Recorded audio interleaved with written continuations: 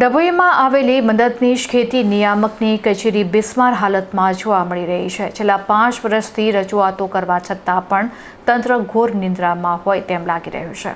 એક તરફ રાજ્ય સરકાર સરકારી કચેરીઓને હાઈટેક બનાવવાની વાતો કરે છે, તો બીજી તરફ ડભોઈના સરિતા ફાટક પાસે આવેલી મદદનીશ ખેતી નિયામકની કચેરી તંત્રની ઘોર બેદરકારીનો જીવતો જાગતો પુરાવો બની ગઈ છે। છેલ્લા 5 વર્ષથી આ કચેરી અત્યંત જર્જરિત અને ભયજનક હાલતમાં ફેરવાઈ ચૂકી હોવા છતાં વહીવટી તંત્ર આંખ આડા કાન કરી રહ્યું છે। સ્થાનિક અધિકારીઓ અને કર્મચારીઓ દ્વારા છેલ્લા 5 વર્ષથી અવારનવાર લેખિત તથા મૌખિક રજૂઆતો કરવા છતાં તંત્ર કુંભકર્ણની નિદ્રામાં પોઢેલું છે।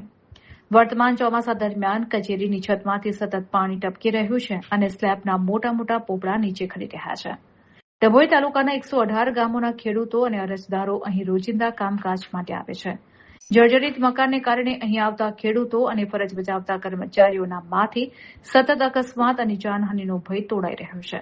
સ્થાનિકો અને કર્મચારીઓ રોષપૂર્વક સવાલ ઉઠાવી રહ્યા છે કે જો કોઈ મોટી હોનારત સર્જાશે કે સ્લેબ પડવાથી જાનહાનિ થશે તો તેનો જવાબદાર કોણ રહેશે? શું વહીવટી તંત્ર કોઈ મોટી દુર્ઘટના બને તેની રાહ જોઈ રહ્યું છે?